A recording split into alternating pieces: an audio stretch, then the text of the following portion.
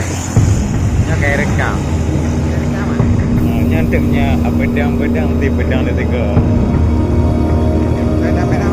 Ini adalah kondisi di Aceh yang saat ini kabut asap sangat menyelimuti wilayah yang ada di ini Aceh Besar, dan di sini kita berada di Jalan